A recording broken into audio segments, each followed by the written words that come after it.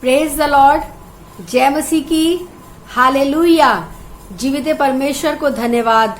आज के दिन के लिए खुदा ने मुझे और आपको फिर से एक नया दिन दिया है और वो चाहता है कि हम हर एक दिन के लिए उसको धन्यवाद देते रहें और उसको खोजते रहें, उसकी धुन में लगे रहें, उसकी बातों को समझने के लिए खुदावन से दुआ करते रहें।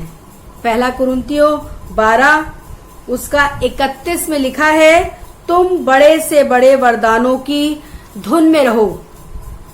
आज मैं और आप इस वचन से इस बात को सीख रहे हैं कि हमें परमेश्वर के उन वरदानों की धुन में रहना है जो वो इस वचन में हमें सिखाता है। कई प्रकार के वरदान हैं और बड़े बड़े वरदान भी हैं जिसकी धुन में मुझे और आपको लगना है। पर आज हम किस धुन में हैं? किस चीज के लिए दौड़ भाग कर रहे हैं? क्या पाने की कोशिश कर रहे हैं? क्या धुन सवार है मेरे और आपके जीवन में? ये तो वो आत्मिक गिफ्ट्स हैं, आत्मिक वरदान हैं, आत्मिक तोहफे हैं जो स्वर्ग से हमें मिलने पे हैं। पर आज परमेश्वर मुझसे और आपसे एक सवाल कर रहा है कि मैं और आप इस संसार के तोहफों को ढूंढ रहे हैं जो मनुष्य से मिलता है, जो इंसान से हमें प्राप्त होता है और उसी की धुन में लगे हुए हैं। इंसान को खुश कर रहे हैं कि उनसे वो भेंट, वो वरदान, वो तोहफे, वो गिफ्ट्स हमें मिल सके। पर परमेश्वर चाहता है कि हम स्वर्गीय वरदानों की धुन में लगे रहें। कई प्रकार के वरदान हैं, लिखा है 12:6 में, और प्रभावशाली कार्य कई प्रकार के हैं परंतु परमेश्वर एक ही है जो सब में हर प्रकार का प्रभाव उत्पन्न करता है।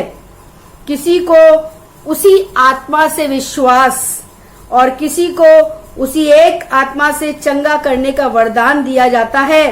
फिर किसी को सामर्थ के काम करने की शक्ति और किसी को भविष्यवाणी की, और भी कई प्रकार के वरदान हैं। जानते हैं परमेश्वर का वचन बताता है पौलुस को किसी भी वरदान की घटी नहीं थी। पहला कुरिन्थियों 1 उसका 7 में लिखा है, यहां तक कि किसी वरदान में तुम्हें घटी नहीं। क्यों परमेश्वर ने उसको सारे वरदानों से परिपूरित कर रखा था? इसलिए क्योंकि उसी के ऊपर लिखा है मसीह की गवाही तुम में पक्की निकली। He was true person. मसीह की गवाही। आज मैं और आप कितने लोगों की गवाही देते हैं, फलाना जन सही है, वो ठीक है, हो सकता है उसमें कोई खोट हो, लेकिन फिर भी हम झूठ कह जाते हैं। पर यहाँ यीशु मसीह गवाही दे रहा है इस बात की कि पौलुस सही निकला और पक्का निकला। आज आपकी और मेरी गवाही क्या यीशु मसीह परमेश्वर से दे रहा है? क्या आज हम उस गवाही में पक्के हैं? क्या आज हम इन वरदानों की धुन में हैं? परमेश्वर का वचन कहता है तुम मुझसे भी बड़े बड़े काम करोगे, और वो चाहता है कि हम ऐसे कामों को अंजाम दें। पर इसके लिए एक काम करना पड़ेगा, सिर्फ और सिर्फ उसके वरदानों की धुन में लगना पड़ेगा, ताकि उसके जैसे काम और उससे भी बड़े बड़े काम खुदावंद हमसे कराने पाए।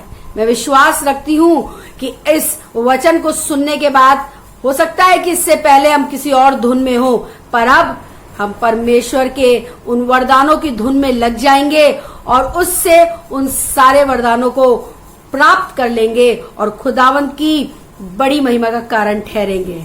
आमीन। Praise the Lord.